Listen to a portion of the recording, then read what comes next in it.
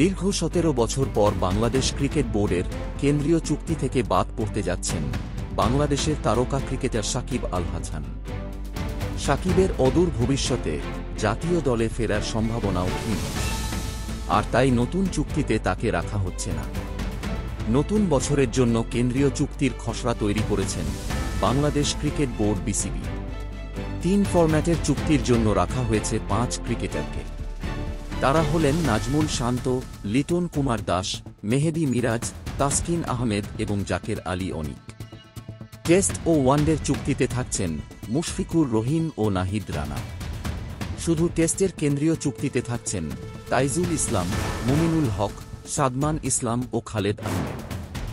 One day ও টি-20-র চুক্তি পেতে যাচ্ছেন সৌম্য সরকার, শরীফুল ইসলাম, তাওহিদ হৃদয়, মোস্তাফিজুর রহমান, তানজিদ তামিম ও তানজিম সাকিব। অভিজ্ঞ ক্রিকেটার মাহমুদুল্লাহ রিয়াদ ২ ফরম্যাট থেকে অবসর নিয়েছেন, তাই তিনি থাকছেন শুধু ওয়ানডের কেন্দ্রীয় চুক্তিতে। টেস্ট ও টি-20 ক্যাটাগরিতে থাকছেন হাসান মাহমুদ। টি-20 চুক্তিতে থাকছেন শেখ মেহেদী এবং লেগ স্পিনার রিশাদ হোসেন। এবার কেন্দ্রীয় চুক্তিতে একটি বিশেষ ক্যাটাগরি যুক্ত করতে চাচ্ছেন নির্বাচকরা।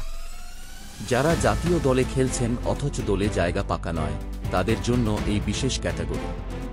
এই ক্যাটাগরির জন্য প্রস্তাব করা হয়েছে ৬ জন ক্রিকেটারের নাম।